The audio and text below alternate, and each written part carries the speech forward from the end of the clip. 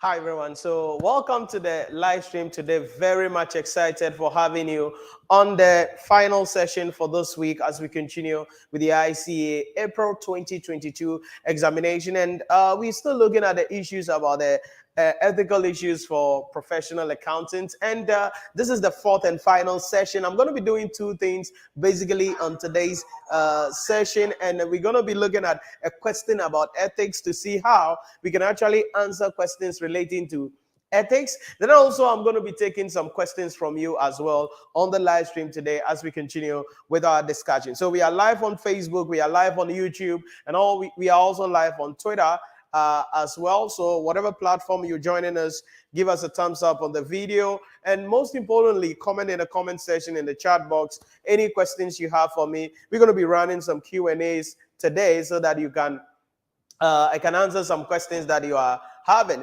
Remember, you can also get an audio or the podcast session also available on all podcast streaming platforms. Wherever you are, just search for Nhyira Premium and you're going to find me definitely on Spotify, on Apple Podcast. You're going to find us there. So welcome to the stream. I see some comments coming in already.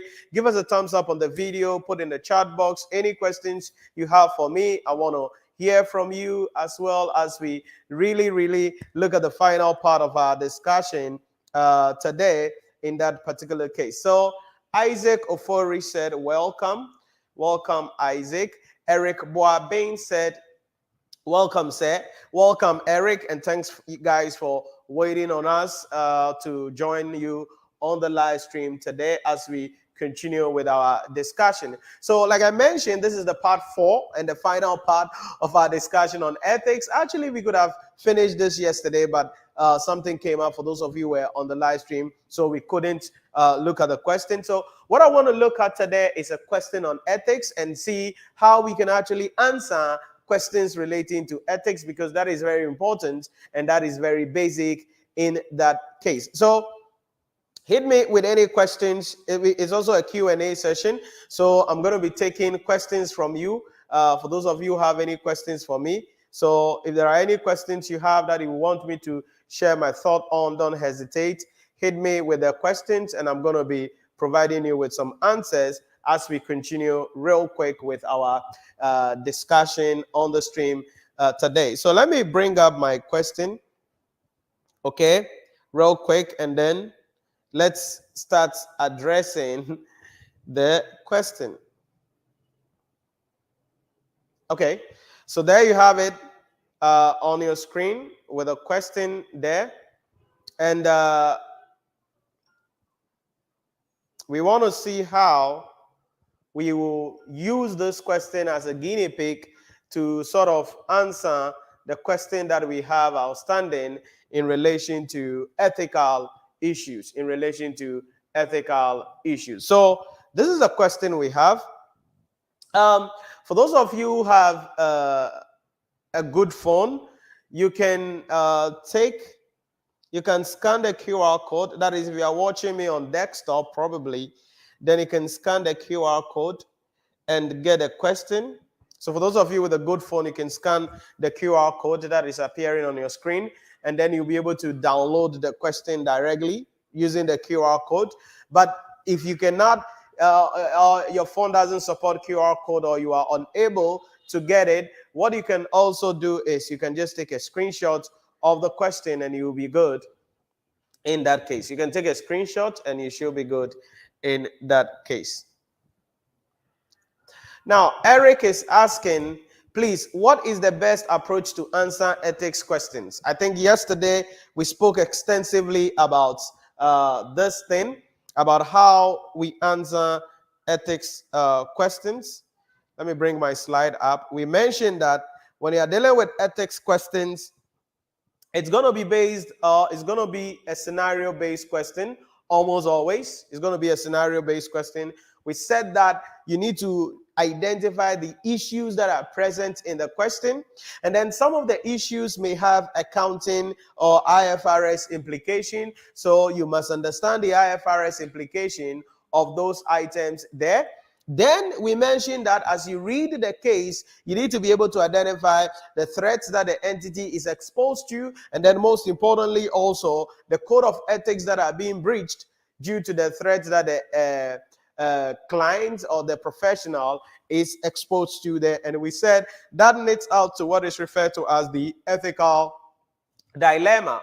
That leads us together into what we call the ethical dilemma. Now, once you identify the ethical dilemma, we made mention of the fact that you must identify the significance of the ethical dilemma. The person who is involved, is the threat significant enough or not significant? Then, most importantly, the examiner may access what will be the appropriate course of action that we need to take. So sometimes the examiner is going to access about the appropriate course of action that we must take in order for us to reduce or eliminate the threats to an acceptably low level. So if you ask about how to approach ethics questions, we discussed this extensively yesterday, and you can check up. In case you missed the part 1, the part 2, and the part 3, you can check the description of this video on YouTube, and you'll be able to watch the entire series so that you understand very well there. So Isaac Ofori, that is basically what you must understand when it comes to how we answer the ethic questions.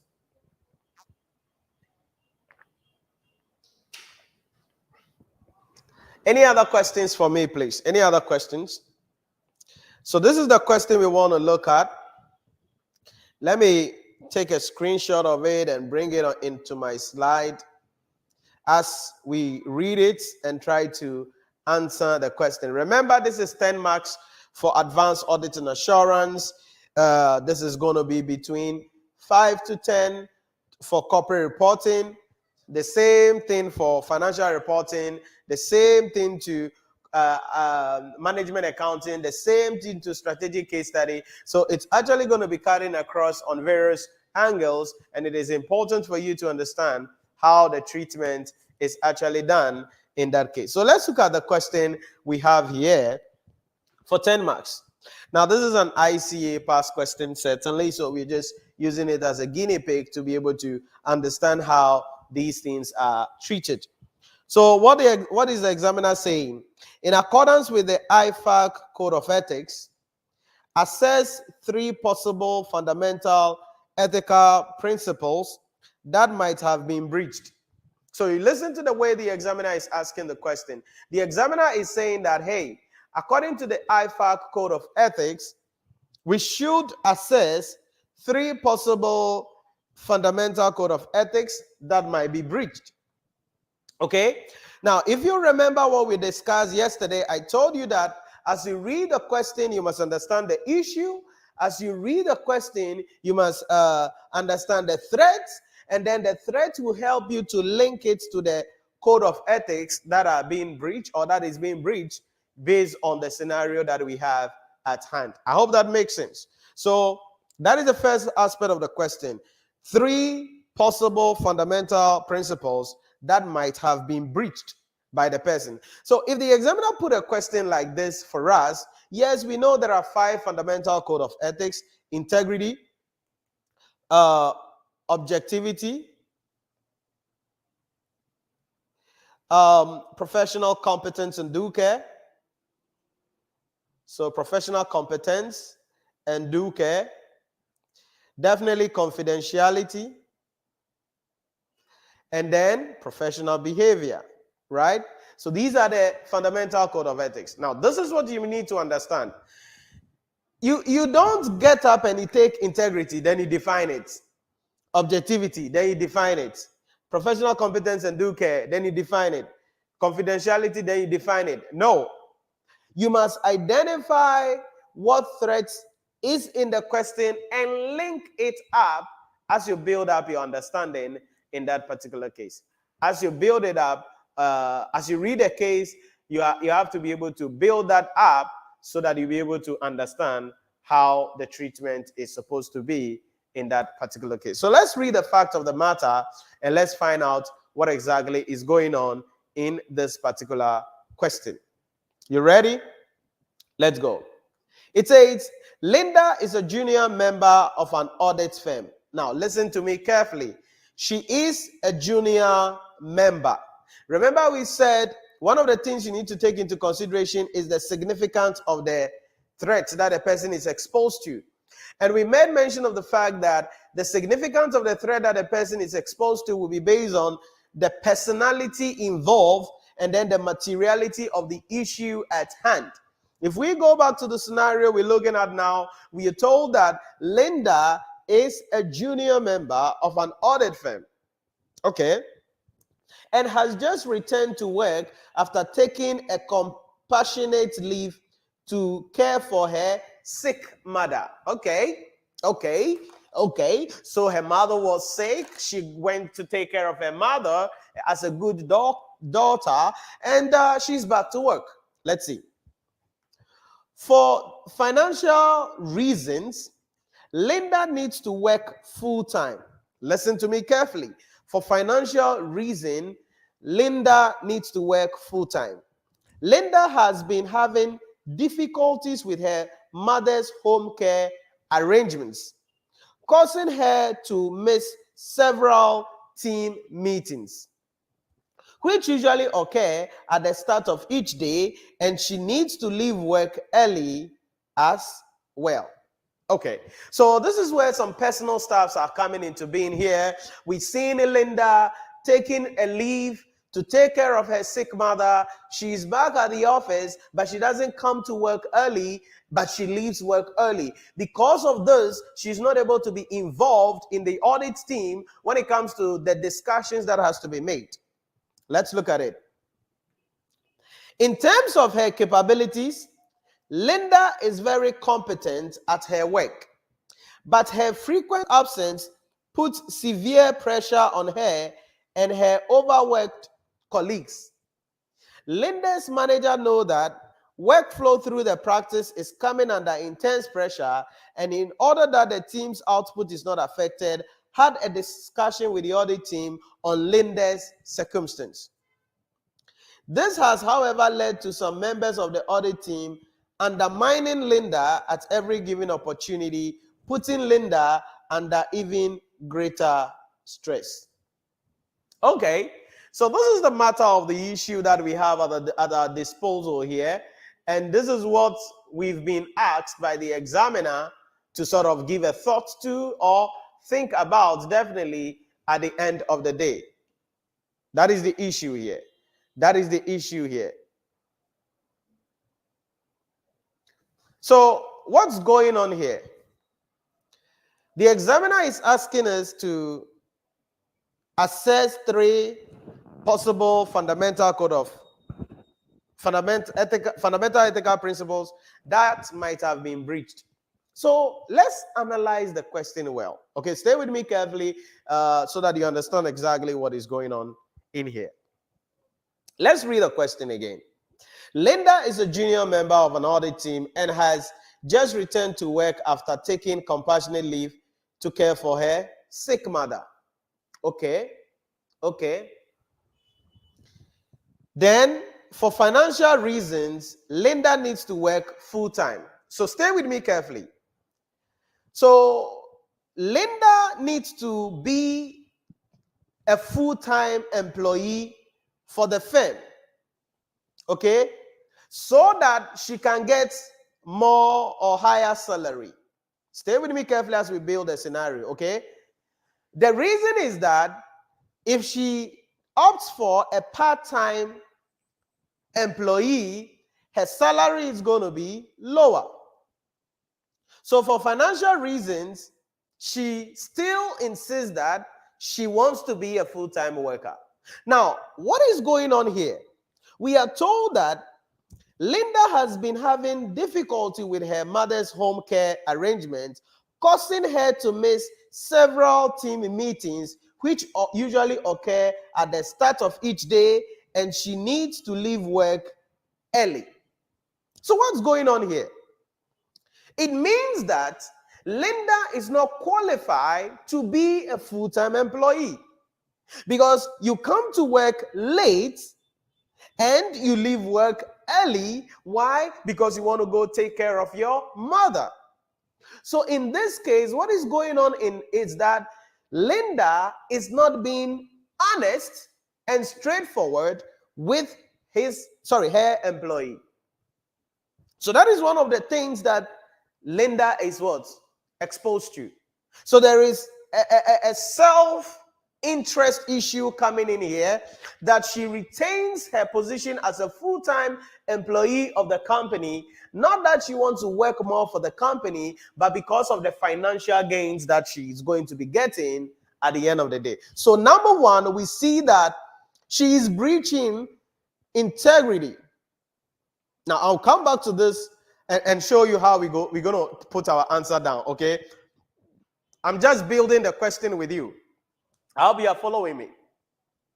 I'm just building the question with you so that we understand exactly what is going on.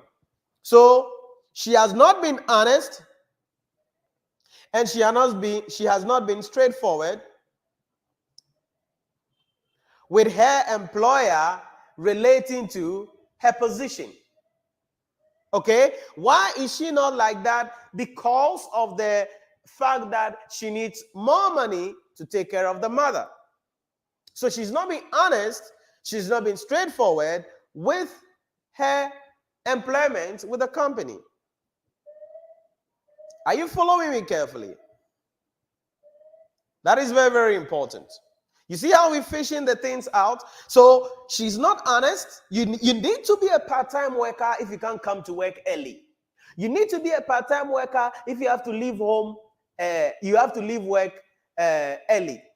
But you are telling the company that I will be a full-time worker. But as you are saying you'll be a full-time worker, you are not available when meetings are done at the beginning or at the start of the day, and you leave office also early, putting pressure on the whole audit team because you are part of the audit.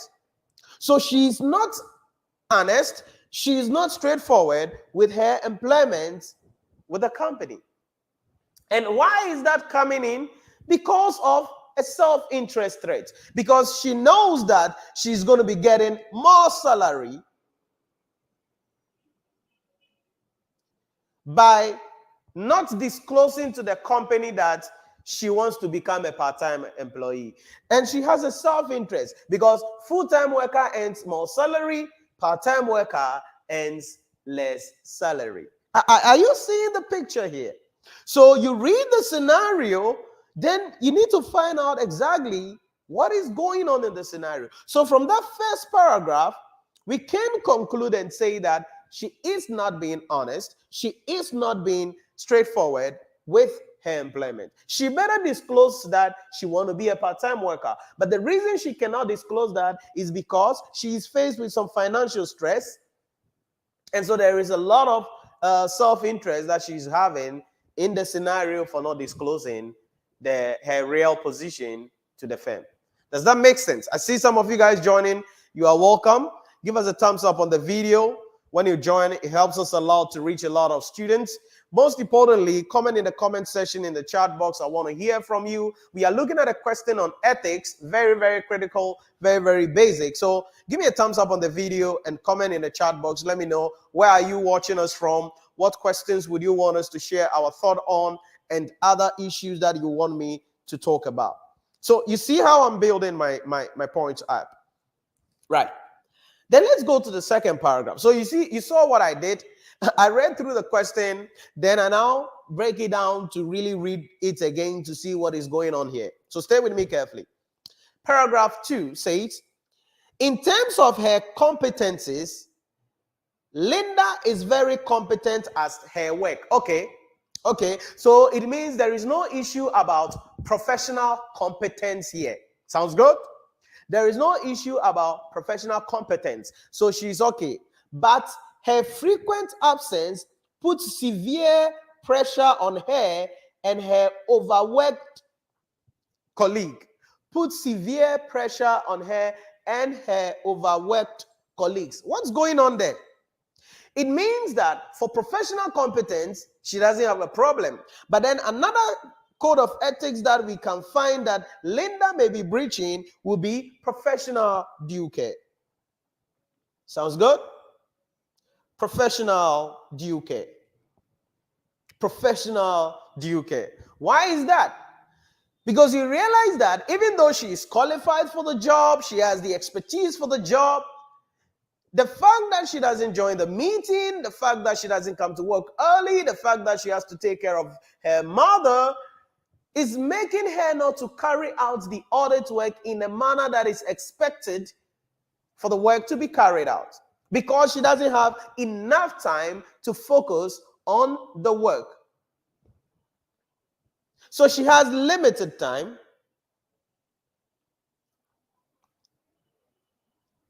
and hence she has limited time, and hence the diligence that is expected of her, she is not executing her work in accordance with that.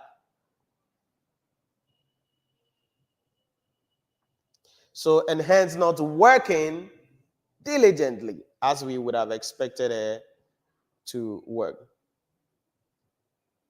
Are you following? That's the second thing. Like I said, in the question, they said, oh, Linda is competent. That's okay. But then, because of her absence and the pressure, so it's like she squeezes the time, and when she gets a little time, boom, she goes to work. When she gets a little time, boom, she does something. So that is the second code of ethics that Linda may be breaching.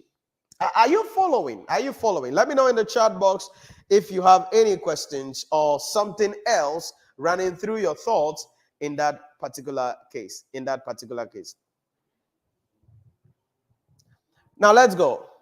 Linda's manager know that workflow through the practice is coming under intense pressure. It's coming under intense pressure. It's coming under intense pressure.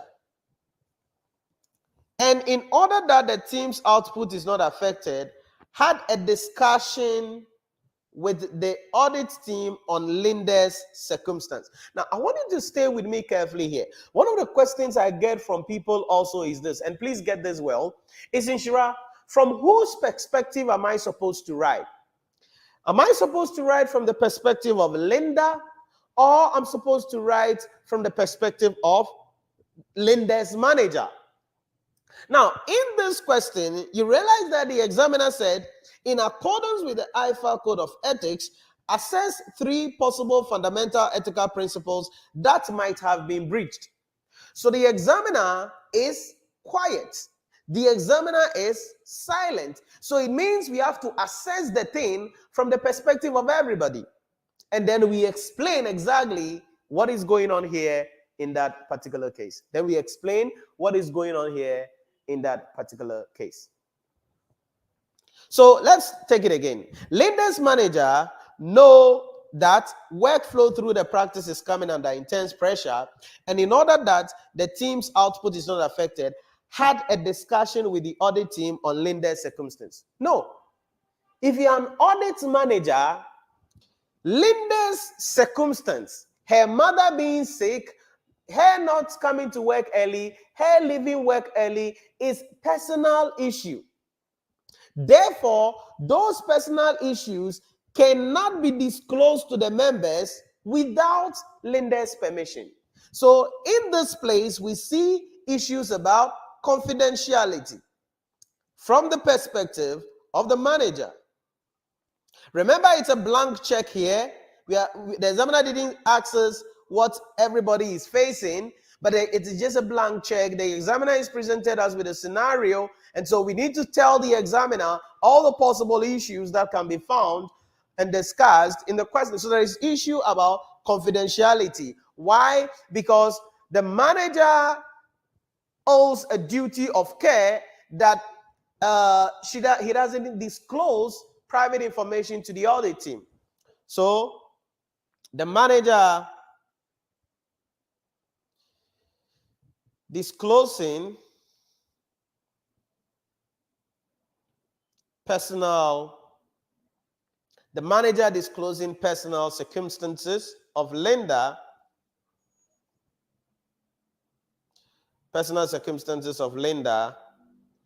Look at the thing I'm doing. I'm doing Linda. Linda to the audit with the audit team. That is not good.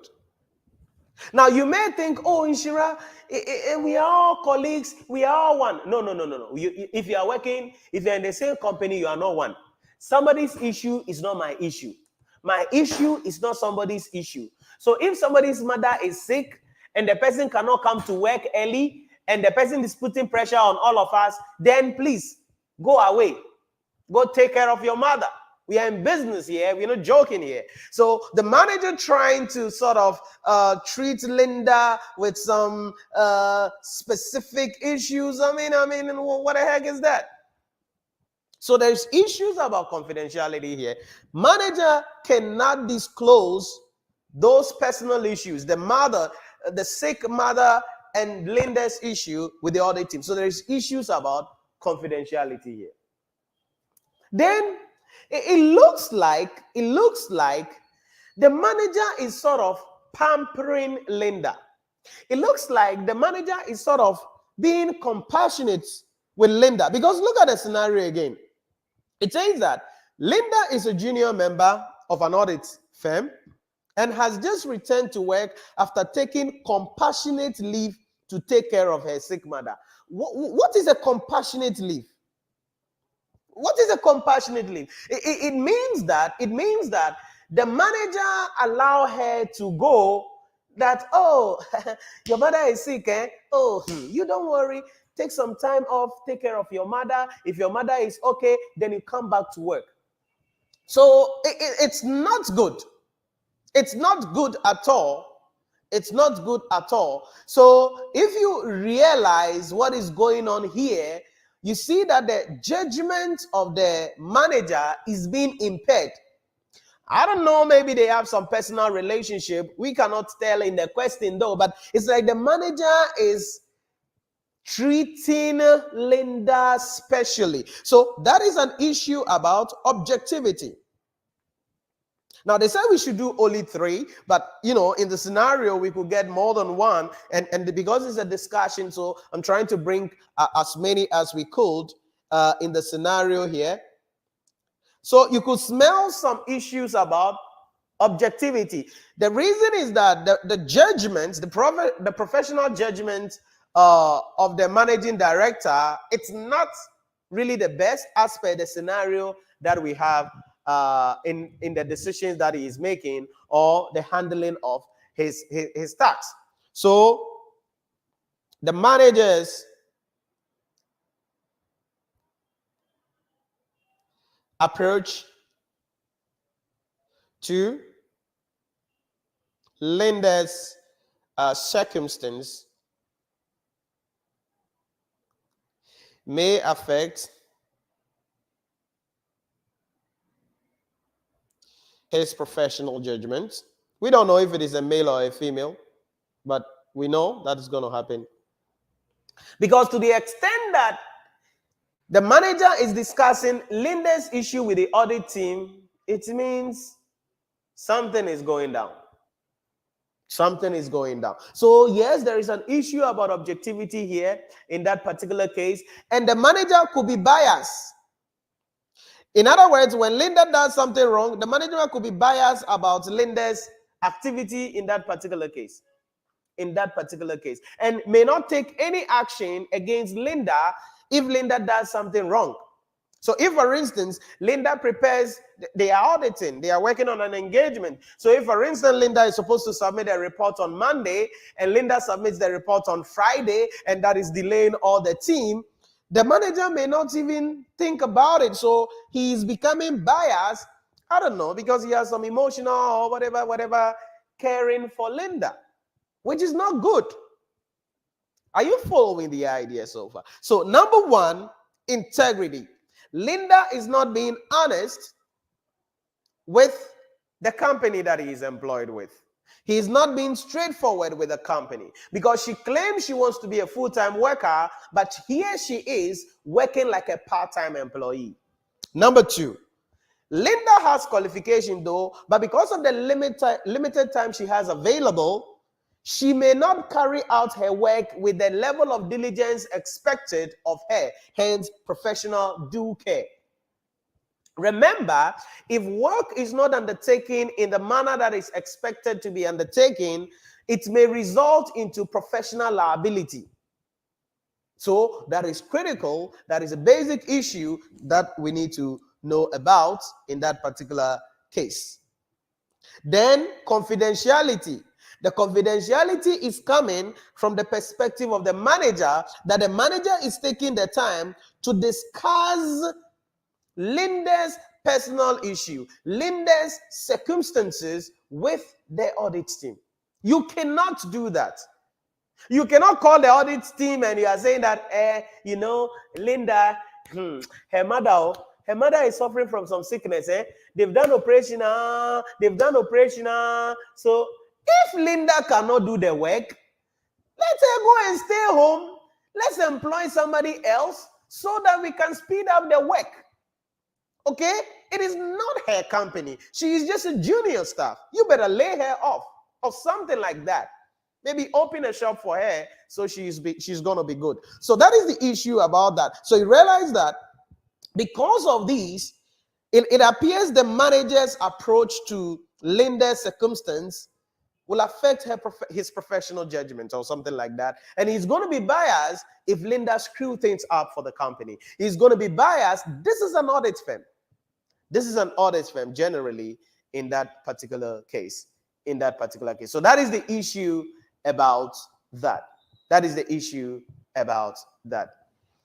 Then, if you go back, the last sentence says, this has, however, led to some members of the audit team undermining Linda at every given opportunity, putting Linda at even greater stress.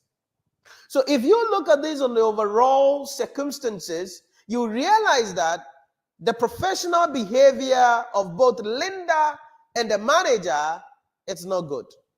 So it looks like from this scenario, like we could fish out all of the code of ethics.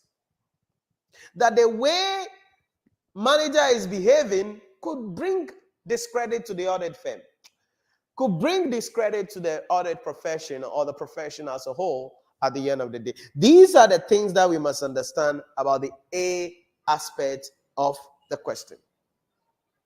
Now, this is not how we write out our answer, right? But I'm telling you, this is how, when you are reading, this is how your brain is supposed to be working. This is how your brain is supposed to be working. Okay, so the raise an issue. How do we deal about it? Now, there is a professional due care because of limited time coming in. If there is professional due care because of limited time, that is coming from an intimidation threat, undue influence coming in at the end of the day. There's issues about confidentiality because it appears the manager is advocating on behalf of Linda so the audit team could understand what Linda is going through. Who cares? Like I said, who cares? We don't care. If Linda's mother is dying, she should die so that we can focus on our work at the end of the day. So that advocacy threat is causing the manager to breach issues about what? Confidentiality. Nobody sends the manager to go and advocate on someone's behalf. And then objectivity. Because of the fact that the manager is trying to represent, speak on behalf of advocacy, you must understand that these are some of the things that will come up. I see some comments coming in. Let's see if I can take them real quick. Any questions, please? Any questions, please? Let me look at the questions real quick. Let's see what we got.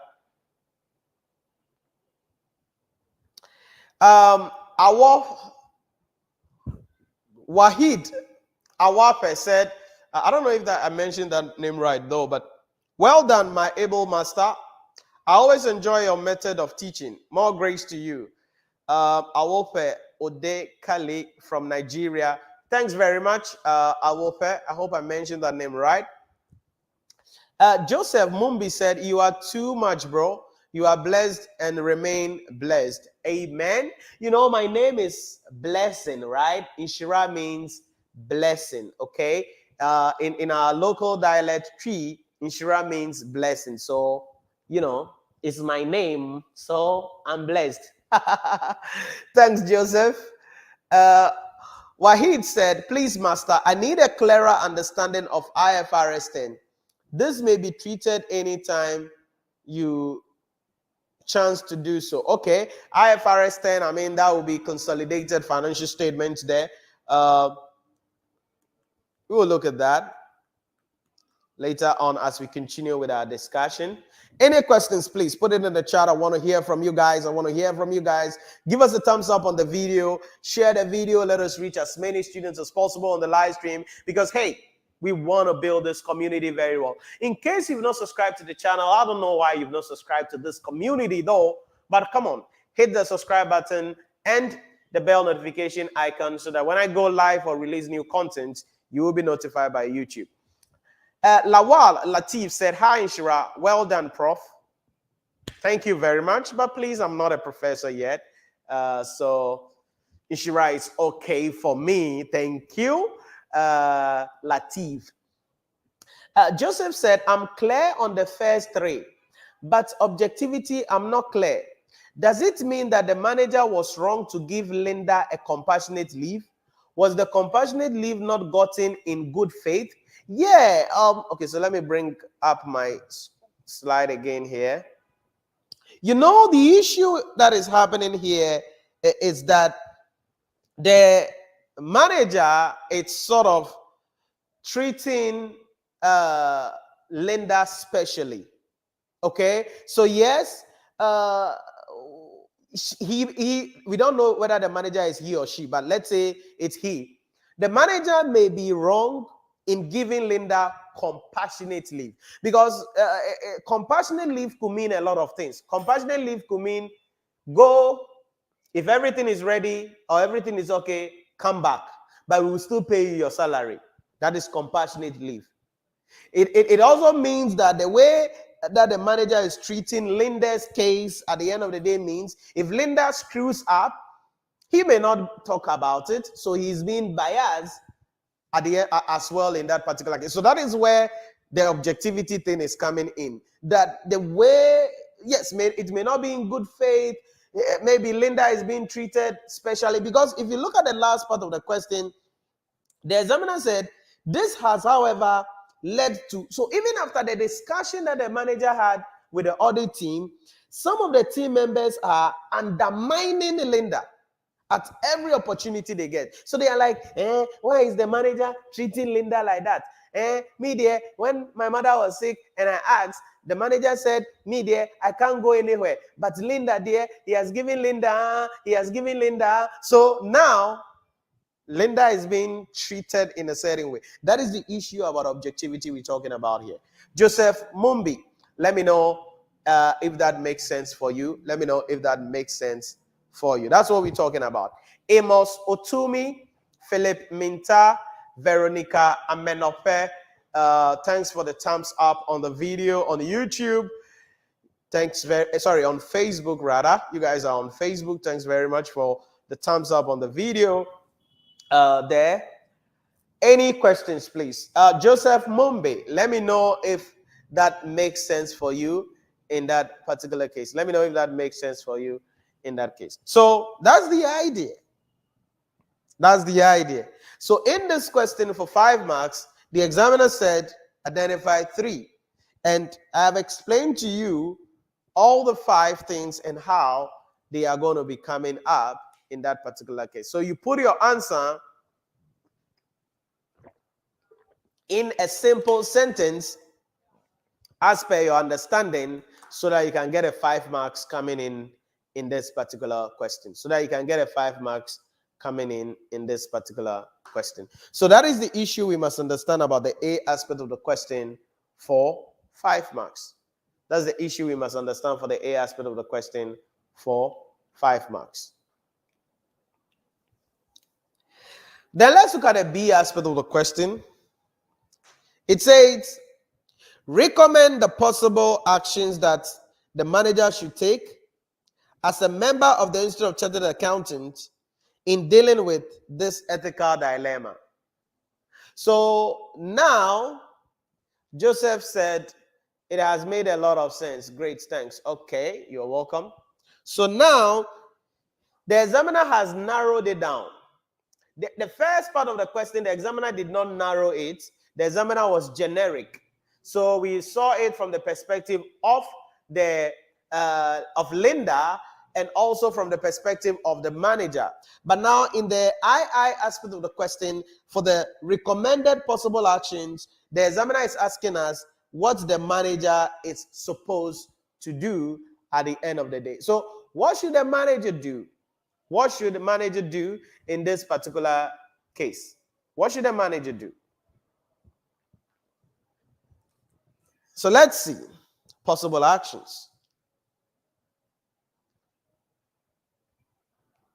Remember always what the person must do must be based on the threats that has been identified or the code of ethics that is being breached. Okay, the threat that has been identified or the code of ethics that is being breached in that particular case. Okay, I'm seeing a chat coming in. Let's see.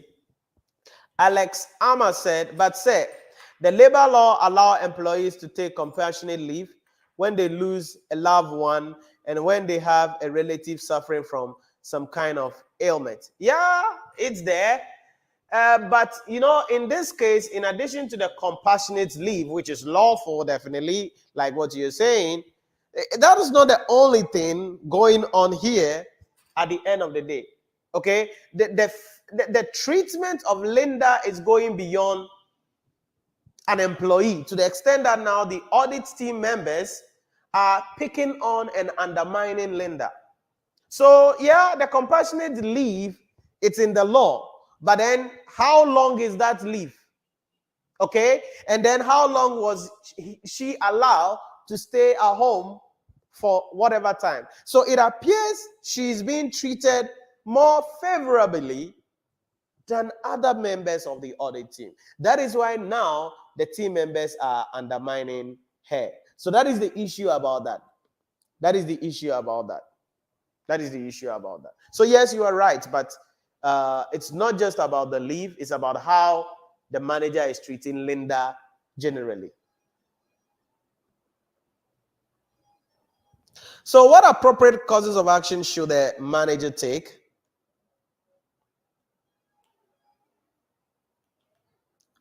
Now, the manager must ensure that going into the future, he cannot discuss personal employees' problems with the audit team. That is one of the things to understand. So, manager must ensure that. So, one, the manager must ensure that appropriate confidentiality is maintained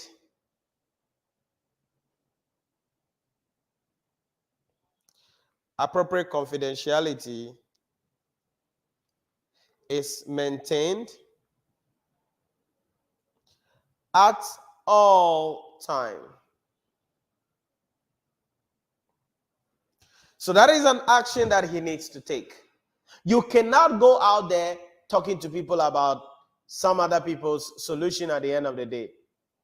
You cannot do that. That is very, very important.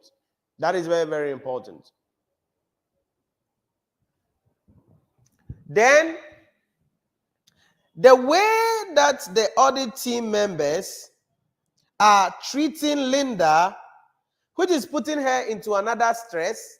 You know, in this part of the world, Ghana, Africa, we don't take care of emotional stress. Okay? We don't care about it. All right? What they are doing can make Linda go and kill herself. She can go and commit suicide because her mother is sick.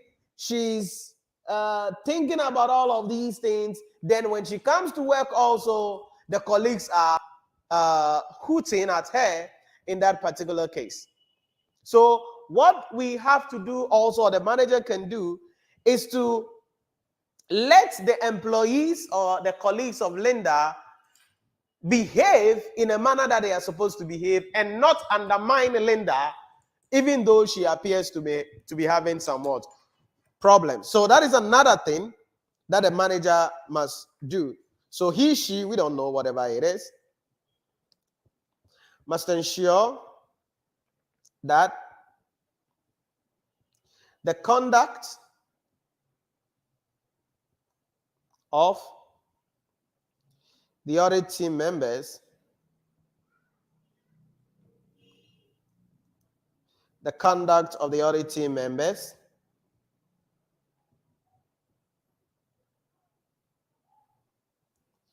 are in line with the code of behavior of the entity to avoid other challenges. So we must ensure, or he must ensure, that those people, like I said, in Europe, America, Asia, I mean, people can kill themselves because of some of these issues. Okay? Even in this part of the world, yeah, people could do that, but it is not news.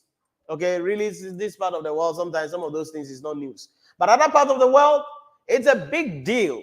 Okay? So if you get up, you go to work every day, and everybody sees you, and the person chuckles. What is that? You cry what? We will go inside. You are even in bed with the manager. No. If the person is thinking about her mother and she can't work well because of her mother, and you're also doing that to her, she's going to kill herself. So she must look at it very well. She must look at it very well in that particular case. In that particular case. Then what also can be done is that maybe Linda should be taken off the engagement, or better still, if Linda has to be on the engagement, then the entity must consider other means of doing the meeting. Instead of doing the meeting in person, they may consider doing the meeting online, so that Linda could still join the meeting whilst at home via Zoom, Google Teams, or whatever other means. So the time of the meeting could also be looked at. So the manager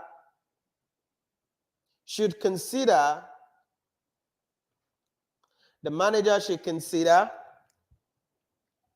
modifying the meeting time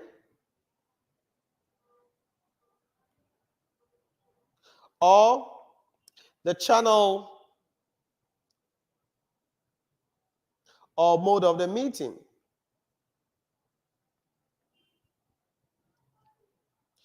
by leveraging on technology.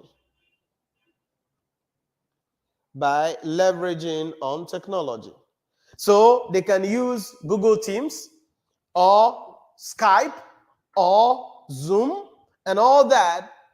They can use them so that Linda could still be part of the work, or could still be part of the job in that particular case. If that is possible, in that particular case, if that is possible, then it must be done. But if that is not possible, then Linda should be taken off the engagement. She should be taken off the engagement if that cannot be possible. If she cannot do her work, then she must be taken off her engagement generally in that case. So if the above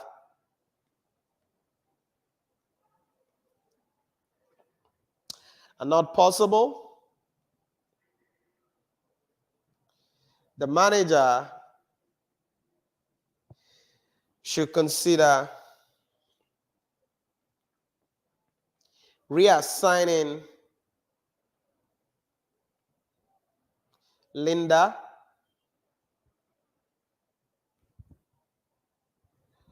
on other engagements, or request she works should work as a part-time employee. That way, we know we are paying a part-time person. That one, if you like, come to work, don't come to work, we will still pay you, that kind of thing. So that is also another possible cause of action that the manager can take in order to reduce this threat to fairly and acceptably low level at the end of the day. Fairly and acceptably low level at the end of the day. That is the issue about that. Any questions, please? Any questions? Any questions? Any questions? So Alex said, I get you, sir. Thank you. Okay, you're welcome. Any questions, please? Any questions? So that is what you must understand about some of the possible actions that a manager can take in order to reduce this threat. Certainly, like we said, he shouldn't cross the line of confidentiality discussing people's personal issues. The number two, he must ensure that the people, the employees, other staff who are trying to disrespect, literally disrespect or treat unfairly Linda should be checked. Should be checked pretty well in that particular case. And then certainly we need to also let them know that, hey, if you cannot do the job, maybe resign from the engagement. That could be better there. Or better still, let's change the mode of running the meeting by discussing it with the team. And let's do it via Zoom. Let's do it via Skype. Let's do it via Google Teams, because that way we could get Linda and everybody else to be on board. Any questions, please? Any questions? That is what you must understand about the appropriate action that could be taken. The appropriate action that could be taken.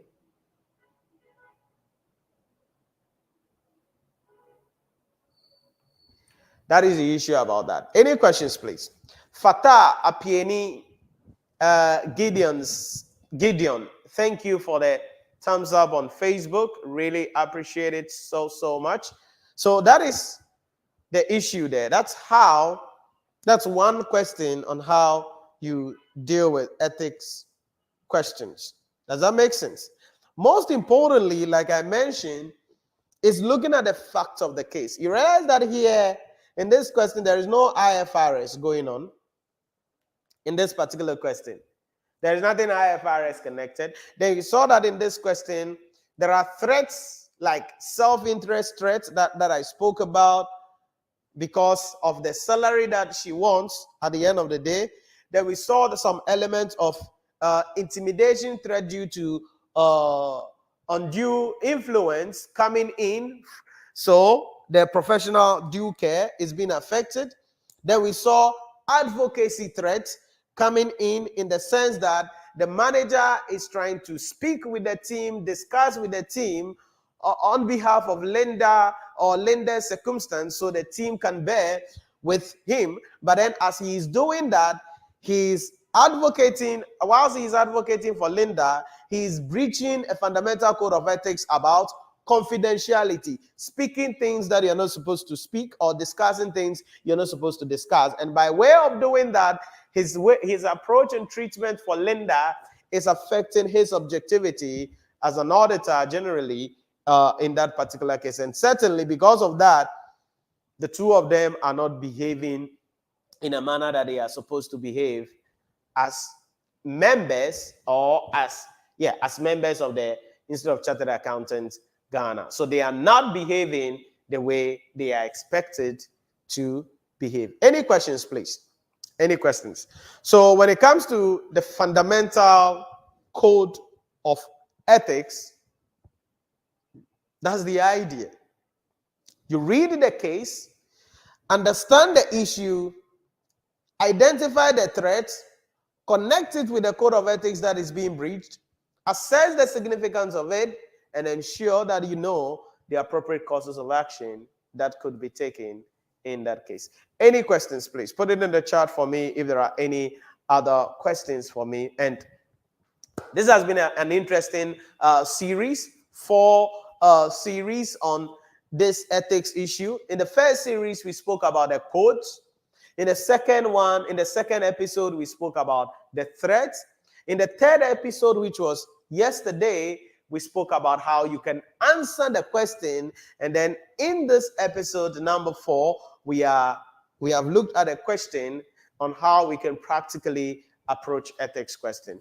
This is 10 marks in advanced auditing assurance, 5 to 10 in corporate reporting, 5 to 10 in financial reporting, 5 to 10 in management accounting, 5 to 10 in strategic case study, could also feature in advanced taxation as well. So you realize that if you are going into the exam more and you're writing any of these papers, you gotta be careful because ethics is going to play a key role as you go into that. So that is it about that. And I'm going to conclude around here today.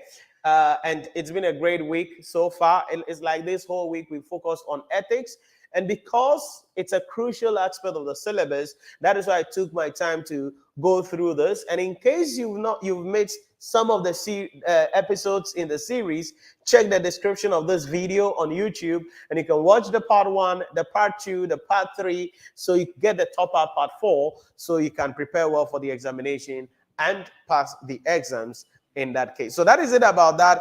Thank you very much for joining me throughout this week. Thanks very much for sharing, subscribing to the channel, and also making sure that we reach a lot of students. From the bottom of my heart, I thank you very, very much. Yesterday, we gave an opportunity for students to enroll with us, and we had a couple of people coming in. Codes were given to them, and they have been able to enroll. Some have been able to enroll, not everybody, but certainly some have been able to enroll in that particular case. So that's it about that.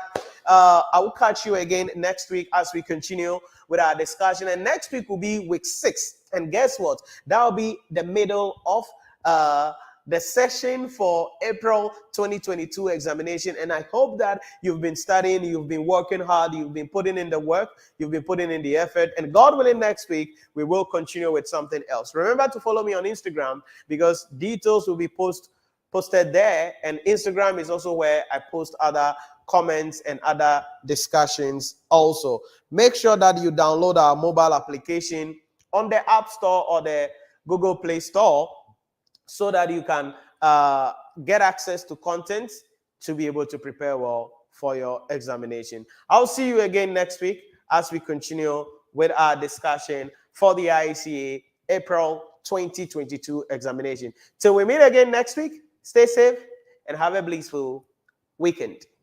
Bye-bye.